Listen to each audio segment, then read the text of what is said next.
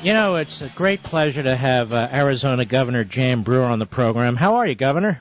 I'm doing just fine, Mark. Thanks for inviting me. Well, it's a great honor. I just wanted you to tell the American people you issued an executive order the other day. What is this executive order all about? Well, it's about the Obama administration offering all kinds of backdoor amnesty to illegal aliens in the state of Arizona and across the country. And the bottom line is that we're not going to tolerate it, and he doesn't have the authority to do that. And so, according to state law in Arizona, it expressly and specifically says that we will not issue driver's licenses, and the public overwhelmingly voted twice, I might add, Mark, that they don't want public dollars to pay for benefits for illegal aliens. And so I took an oath, of course, like most elected officials, to stand up and support the laws of the state of Arizona and defend the Constitution. So that's what I've done this week in regards to my executive order prohibiting these individuals who are not legally in this country from receiving Arizona driver's licenses and public benefits. You know, Governor, I'm going to tell you something. You have a Margaret Thatcher-like strength, and I'm going to tell you why from my viewpoint. It's because you've had to put up with a president who has specifically targeted what you're doing, an attorney general who has specifically targeted. You got a very bad decision out of the Supreme Court. It was an outrageous decision, in my humble opinion. And you don't roll over and play dead. There you are, coming back saying, excuse me, we still have state law here. And the president may think he has discretion to do what he's doing, but I'm compelled to do what I'm doing. I mean, I really want to salute you for your courage, because you know what? Most of the other governors don't have this courage. Well, thank you. I appreciate that, particularly coming from you. But, you know, I've been in public office for a while, and I did it out of service to my state. And I believe in the rule of law, and I believe in the Constitution, and I believe in the laws of the state of Arizona. And more than that, I believe in the people of Arizona. And I think that the majority of the people, not only here in our state, but across the country, agree with me. We have been inundated with phone calls here with the people expressing their support, and I'm so grateful for that, because I could not do what I'm doing without that support and encouragement from the people of America. I want to ask you a question. It's not a nice question. It's not intended to be trouble. I mean, were you invited to speak at the Republican convention? No. You were not invited. All right. I was not invited. Mm-hmm. Well, the RNC chairman wants to come on this program, so I'll definitely have him on the program, and I'm going to ask him. It's you, and it's a couple others. We love him. Yeah, we love him. Now, I want to know why you weren't invited, but that's a whole other story. Yeah, well, they've got a lot of people to choose from, and you know, I'm busy. I'm going to be there. I'm leading the Arizona delegation, so I'm all excited about once again attending my 5th GOP convention, and it's always exciting to be part of that. So I'm looking forward to it. Now, are you excited about the choice of Paul Ryan, like so many of us are?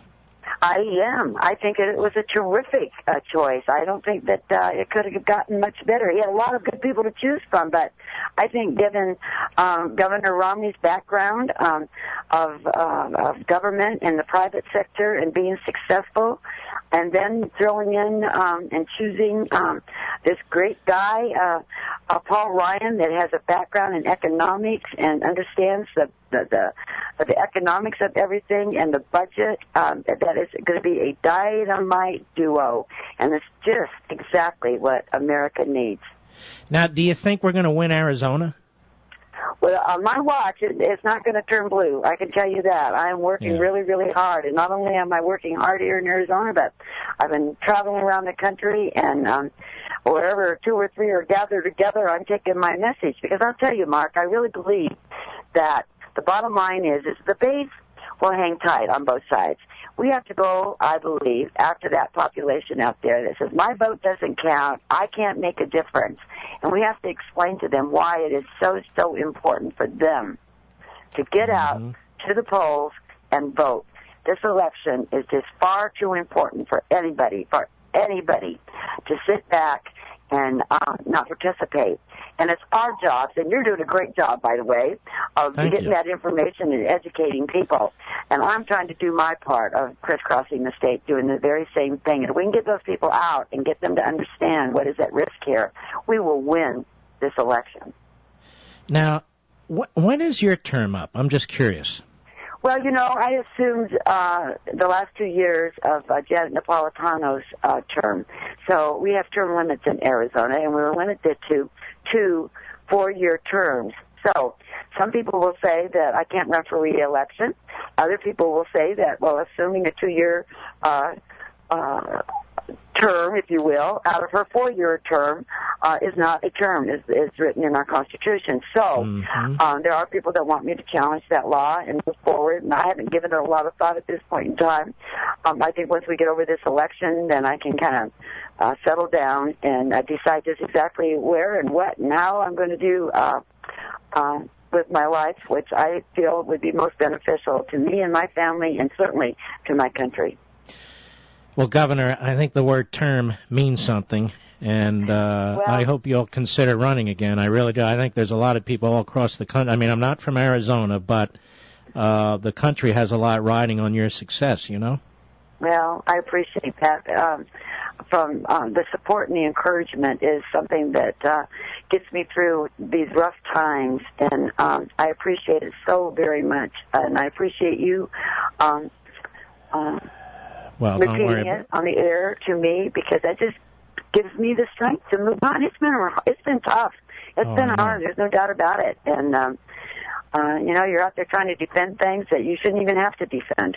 You ought to be living in a country and following the laws and doing what's right and trying to get our economy turned around. But on so many instances with this administration, we know that they've got an agenda and they want to continue down that path. And I'm not going to sit back and let my country go to hell. No. Now that sounds like the old Barry Goldwater right there, That's good. That Arizona air out here. Amen. Well, Governor, you're welcome on this program anytime. You have a big supporter so much, here. Mark. All right. Thank and you we so wish very much. And you guys, you keep up the good work. You've got a great following out there, and I know that everybody listens to you and they love you. And you're a truth teller. That's what I like. Well, God bless you. Thank you so much, and try and relax this weekend. Have a good time. Yeah, thanks. For all right. Okay. I know there's a lot going Bye-bye. on. Take care now. Very nice lady. Very nice. But more than that, folks, when you find people who are fighting the good fight and they're under enormous attack, imagine being her. Portrayed as anti-this and anti-that and racist this and racist that. She's just trying to uphold the law. She's none of those things. None of those things. And I hope she runs again. Of course, they'll try and stop her. But she wasn't invited to speak. But Jeb Bush is, so that fixes that. But we wish them well. We wish all of you in Arizona well. You've got a great governor. There's a lot of people listening to the program in states where they don't have a great governor.